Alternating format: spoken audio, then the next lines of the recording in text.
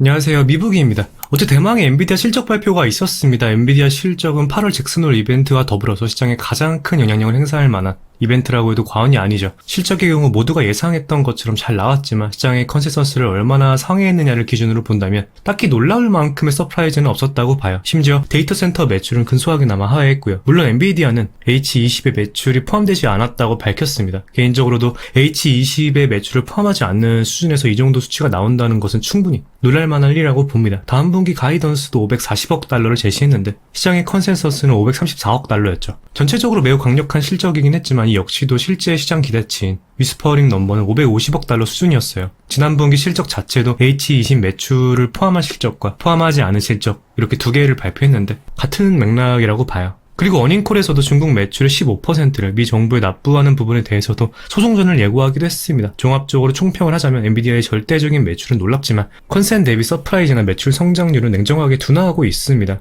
중국과의 무역 갈등으로 인한 H20의 판매 불확실성 역시 남아있고요. 그래서 실적 직후 전형적인 셀러 뉴스로 반영된 부분에 대한 차익 실현이 나왔다고 봐요.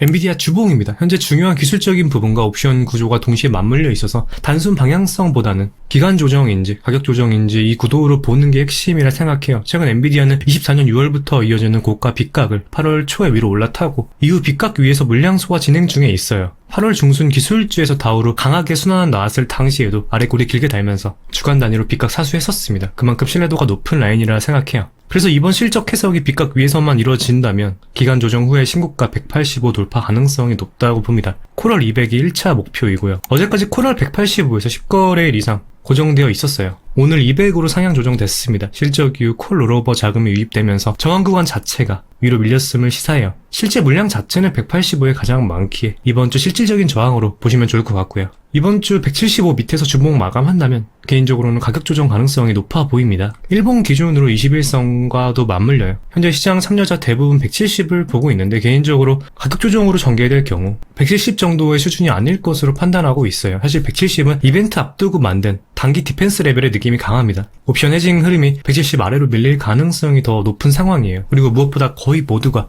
엔비디아 눌림 매수를 기다리고 있다는 게 조금 걸리기도 하고요. 이런 과잉 기대가 쌓이면 마켓메이커 입장에서 모두가 기다리는 구간은 일부러 더 흔들고 주지 않는 경향이 강해요. 코로나 이후에 당장 엔비디아와 테슬라만 생각해봐도 모두가 보고 있는 지지선이나 저항선은 쉽게 깨버리는 경우가 많았습니다. 특히나 최근처럼 안정적인 구조에서 흔들면 그 효과가 더 극대화되기도 하겠죠. 오히려 지금은 20주선 혹은 150달러 선에서 더 아래로 밀어 휩쓸을 만들 가능성이 높다고 보는 게 합리적이지 않을까 싶어요. 그렇기에 만약 이번 주 빗각 사수하지 못할 경우 145에서 150 구간 반등 시그널 확인할 예정입니다. 개인적으로 이번에 빗각 위에서 실적을 맞이하고 시장 변동성 구조도 안정적이어서 스윙 엔비디아과 중장기 엔비디아 포지션 모두 홀딩한 채로 실적 봤습니다. 물론 평단이 유리한 것도 한몫했어요. 엔비디아의 경우 수익률 90%가 넘었고 중장기 포지션 중 가장 많은 비중의 엔비디아도 4월 랠리 초입부터 들고 가며 수익률 60%가 넘었으니까요. 다만 현재 포지션이 수익권에 있다는 사실이 앞으로의 안정성을 전혀 보장하지 않기 때문에 추세 전환 시그널이 보이면 적어도 일부는 대응 진행할 생각이에요.